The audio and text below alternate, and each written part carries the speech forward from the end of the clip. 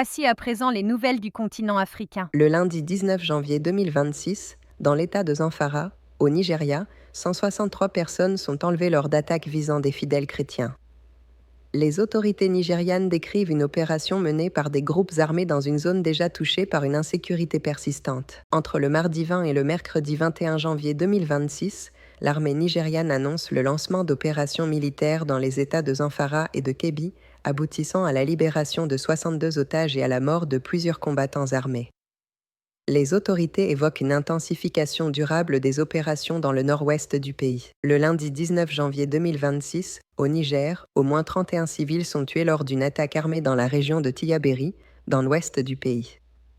Les autorités font état d'une action menée par des assaillants non étatiques dans une zone frontalière régulièrement ciblée. Le vendredi 23 janvier 2026, à Kampala, le chef de l'armée ougandaise affirme que 2000 partisans de l'opposition ont été arrêtés et que 30 personnes ont été tuées depuis le scrutin présidentiel. Les autorités évoquent une réponse sécuritaire post-électorale. Le mardi 20 janvier 2026, à Bangui, la Cour constitutionnelle de République centrafricaine confirme et précise des résultats législatifs après la validation de l'élection présidentielle intervenue le 19 janvier. Des recours sont évoqués, sans remise en cause de l'ordre constitutionnel. Le vendredi 23 janvier 2026, au Niger, un conseil des ministres se tient à Niamey, au cours duquel le gouvernement arrête plusieurs orientations en matière de gouvernance, de sécurité et de gestion économique. Le jeudi 22 janvier 2026, l'Union africaine annonce la levée des sanctions prises contre la Guinée, marquant une nouvelle étape dans le processus de transition politique engagé par les autorités du pays. Le mardi 20 janvier 2026, après l'expulsion de Paul-Henri Sandaogo Damiba du Togo, les autorités burkinabè formulent une demande officielle d'extradition. Cette évolution fait entrer le dossier dans une phase judiciaire après un premier volet diplomatique régional. Entre le 19 et le 23 janvier 2026, en Ouganda, l'armée communique sur des arrestations et des décès survenus dans le cadre des opérations post-électorales. Les autorités parlent de maintien de l'ordre, tandis que la situation des droits fondamentaux reste suivie. Le lundi 19 janvier 2026, au Kenya, les autorités évoquent un projet de mobilisation de capitaux via les marchés financiers, incluant une intention d'introduction en bourse dans le secteur des infrastructures. Entre le mercredi 21 et le jeudi 22 janvier 2026, un accord bancaire régional est annoncé, par lequel la banque sud-africaine Nedbank prévoit de prendre une participation dans NCBA Group au Kenya, illustrant une dynamique de consolidation financière régionale, sous réserve de validation réglementaire. Le vendredi 23 janvier 2026, la banque panafricaine Afreximbank annonce la rupture de ses relations avec une agence de notation après une dégradation de sa note de crédit. L'institution indique vouloir préserver sa stratégie de financement du développement africain. Le lundi 19 janvier 2026, le Fonds monétaire international révise à la hausse ses prévisions de croissance pour l'Afrique en 2026, citant une amélioration progressive des perspectives macroéconomiques. Le mardi 20 janvier 2026, en Côte d'Ivoire, l'État annonce la mise en place d'un mécanisme d'achat de stocks de cacao invendu.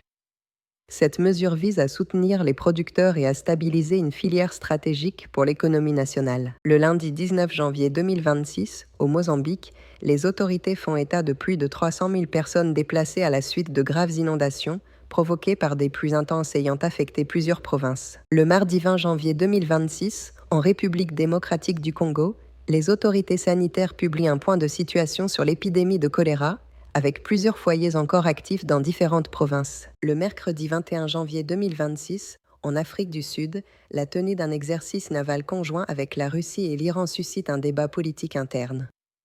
Le gouvernement défend une position de non-alignement, tandis que des responsables politiques interrogent les implications diplomatiques. Entre le lundi 19 et le jeudi 22 janvier 2026, après la finale de la CAM 2025, la Fédération royale marocaine de football annonce des actions juridiques prolongeant l'actualité sportive sur le terrain institutionnel. En Côte d'Ivoire, après la démission du précédent gouvernement, un nouvel exécutif est annoncé à Abidjan. Les autorités confirment également la tenue prochaine d'un premier conseil des ministres, marquant la reprise institutionnelle. Les annonces portent sur la recomposition de l'équipe gouvernementale et l'organisation de la continuité de l'action publique dans un contexte de stabilité institutionnelle. En République démocratique du Congo, dans le Nord Kivu, des informations font état d'une présence accrue de populations déplacées dans la zone de Bwito, sur le territoire de Rutshuru. Cette situation s'inscrit dans un contexte sécuritaire tendu, avec des implications humanitaires suivies par les autorités locales et les acteurs de terrain. Au Nigeria, dans l'État de Kogi, la police annonce la libération d'une victime d'enlèvement à l'issue d'une opération ayant également conduit à plusieurs arrestations.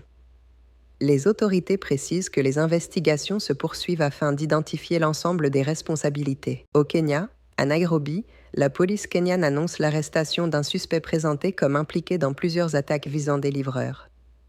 L'enquête reste en cours pour établir les faits et d'éventuelles complicités. Par ailleurs, un accord de coopération militaire est annoncé entre l'Éthiopie et Djibouti à l'issue d'une rencontre officielle. Les autorités des deux pays évoquent un renforcement de la coopération sécuritaire régionale sans communication de détails opérationnels. En République démocratique du Congo, dans la province du Congo central, une démarche judiciaire est engagée en vue d'obtenir l'autorisation de poursuite contre un gouverneur dans un dossier présenté comme lié à des détournements présumés. L'évolution du dossier dépend désormais des décisions judiciaires à venir. Au Nigeria, des journalistes et organisations professionnelles expriment des préoccupations concernant les accréditations, appelées press tag, et l'accès à la couverture de certains événements. Le débat met en avant des demandes de clarification des règles et de protection du travail de la presse. En Ouganda, le leader de l'opposition Bobi Wine affirme que son épouse a été blessée et hospitalisée à la suite d'une altercation impliquant des soldats. Les circonstances exactes et les responsabilités font l'objet de versions divergentes selon les réactions rapportées. En Afrique du Sud, dans la province du Western Cape, le département de l'éducation met en ligne un document présenté comme un jugement dans une affaire administrative. La portée précise du texte nécessite une analyse approfondie et des recoupements complémentaires. Économie dans l'Est de la République démocratique du Congo, des informations font état de difficultés persistantes de communication et de demandes d'amélioration des réseaux télécoms. Les préoccupations exprimées concernent l'impact sur les activités quotidiennes, administratives et économiques dans des zones déjà fragilisées.